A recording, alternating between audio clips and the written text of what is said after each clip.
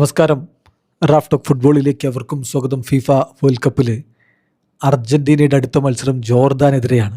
Already ഗംഭീരമായിട്ട് qualify ചെയ്തതുകൊണ്ട് എതിരാളികൾ ദുർബലരായതുകൊണ്ടും അർജൻറ്റീനയുടെ 11-ൽ നല്ല മാറ്റങ്ങളുണ്ടാകും എന്നാണ് ഇപ്പോൾ അർജൻറ്റീനയിൽ നിന്നുള്ള മാധ്യമങ്ങൾ റിപ്പോർട്ട് ചെയ്യുന്നത്. ഗാസ് നഡൂൽ ഇക്കാര്യം TYC സ്പോർട്സിൽ റിപ്പോർട്ട് ചെയ്യുന്നുണ്ട്.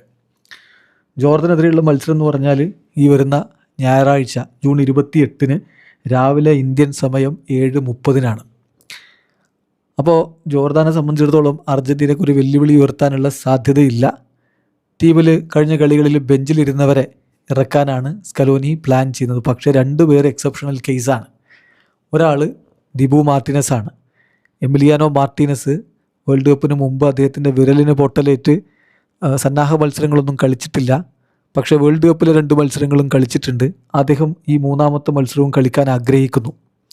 പക്ഷേ അതൊരു ഫൈനൽ തീരുമാനമായിട്ടില്ല. എമി മാർട്ടിനസ് കോച്ചിങ് സ്റ്റാഫിനോട് ഡിസ്കസ് ചെയ്തിട്ട് ആ കാര്യത്തിലൊരു ഫൈനൽ തീരുമാനമെടുക്കും. പക്ഷേ അദ്ദേഹം മിക്കവാറും സ്റ്റാർട്ട് ചെയ്യും എന്നാണ് ഇപ്പോൾ TYC സ്പോർട്സ് റിപ്പോർട്ട് ചെയ്യുന്നത്. അതായത് അവർക്ക് കിട്ടിയ ഇൻഫോർമേഷൻ അനുസരിച്ച് അവർ പറയുന്നു ആസ്റ്റൺ വില്ല ഗോൾ കീപ്പർ അദ്ദേഹം ഈ ഒരു മത്സരത്തിൽ സ്റ്റാർട്ട് ചെയ്യാനാണ് തീരുമാനിച്ചിരിക്കുന്നത്. He is most likely to start എന്നാണ് അവരുടെ റിപ്പോർട്ട്. ആ സമയം മറ്റൊരാൾ ലയണൽ മെസ്സിയാണ്. മെസ്സി നമുക്കറിയാലോ, 2 കളിയിൽ നിന്ന് 5 ഗോൾ അടിച്ച് നിൽക്കുകയാണ്. ടോപ്പ് സ്കോറർ പട്ടത്തിനായിട്ടുള്ള പോരാട്ടമൊക്കെയാണ്. അപ്പോൾ അദ്ദേഹത്തെ ഈ ഒരു മത്സരത്തിൽ സ്റ്റാർട്ട് ചെയ്യിക്കണം, അല്ലെങ്കിൽ സബ്സ്റ്റിറ്റ്യൂട്ട് റോളിലെങ്കിലും ഇറക്കണം. ഇതാണിപ്പോൾ അർജൻറ്റീന ക്യാമ്പിൽ നിന്നുള്ള വിവരം എന്നാണ് TYC സ്പോർട്സിൻ്റെ റിപ്പോർട്ട്. തീർച്ചയായിട്ടും ഒരു കാര്യം ഉറപ്പാണ്, കളി കാണാൻ പോകുന്നവർക്ക് അർജൻറ്റീനയുടെ 10ാം നമ്പർ ജേഴ്സി അണിഞ്ഞ് ലയണൽ മെസ്സിയെ കാണാൻ പറ്റും, കളിക്കളത്ത് കാണാൻ പറ്റും. അത് സ്റ്റാർട്ടിങ്ങിലായിരിക്കുമോ അതല്ല സബ്സ്റ്റിറ്റ്യൂട്ട് ആയിരിക്കുമോ എന്നുള്ളത് കളിയുടെ സ്വഭാവം അനുസരിച്ച് തീരുമാനിക്കും. അപ്പം ദിബു മാർട്ടിനസും ലയണൽ മെസ്സിയും ഈ ഒരു മത്സരത്തിൽ കളിക്കും. എന്നാൽ മറ്റ് പൊസിഷനുകളിലൊക്കെ നിരവധി ചേഞ്ചുകൾക്കാണ് കോച്ച് ഇപ്പോൾ തീരുമാനിച്ചിരിക്കുന്നത്. ഡിഫൻസിൽ ഗോൺസാലോ മൊണ്ടിയിൽ റൈറ്റ് ബാക്ക് പൊസിഷനിൽ സ്റ്റാർട്ട് ചെയ്യും. കഴിഞ്ഞ കളി അദ്ദേഹം മസിൽ സ്ട്രെയിൻ കാരണം മിസ് ചെയ്തതാണ്. പിന്നെ സെൻറ്റർ ബാക്ക് പൊസിഷനിൽ നിക്കോളാസ് ഓട്ടാമെൻഡി ഉണ്ടാകും. അദ്ദേഹത്തോടൊപ്പം ഒന്നുകിൽ മാർക്കോസ് സെനേസി അല്ലെങ്കിൽ ഫെക്കുണ്ടോ മെദീന ആയിരിക്കും കളിക്കുക. ഫെക്കുണ്ടോ മെദീന കഴിഞ്ഞ കളികൾ വിങ് ബാക്ക് ആയിട്ട് കളിച്ചിട്ടുണ്ട്. പക്ഷേ സെൻറ്റർ ബാക്ക് ആയിട്ട് അദ്ദേഹത്തെ ഒരു പക്ഷേ ഈ കളിയിൽ ഉപയോഗപ്പെടുത്തിയേക്കാം. ലെഫ്റ്റ് വിങ് ബാക്ക് പൊസിഷനിൽ നിക്കോളാസ് ടാഗ്ലിയാഫിക്കോ തിരികെ എത്തും.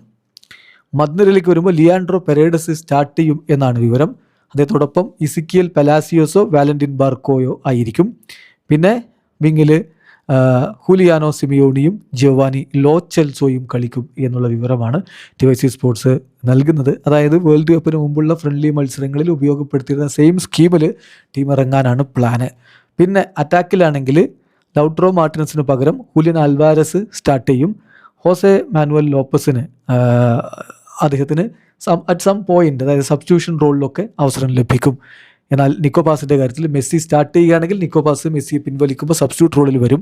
അതല്ല മെസ്സി സബ്സ്റ്റിറ്റ്യൂട്ട് ബെഞ്ചിൽ നിന്ന് ഇറങ്ങുകയാണെങ്കിൽ നിക്കോപാസ് സ്റ്റാർട്ട് ചെയ്യും. ഇതാണിപ്പോൾ ലഭ്യമായിട്ടുള്ള വിവരങ്ങൾ. ചുരുക്കത്തിൽ ജോർദാനെതിരെ അർജൻറ്റീന ഒരു ഓൾട്ടർനേറ്റീവ് 11 കൊണ്ടാണ് ഇറങ്ങാൻ പോകുന്നത്. മാറ്റങ്ങളോടെയാണ് ഇറങ്ങാൻ പോകുന്നത്.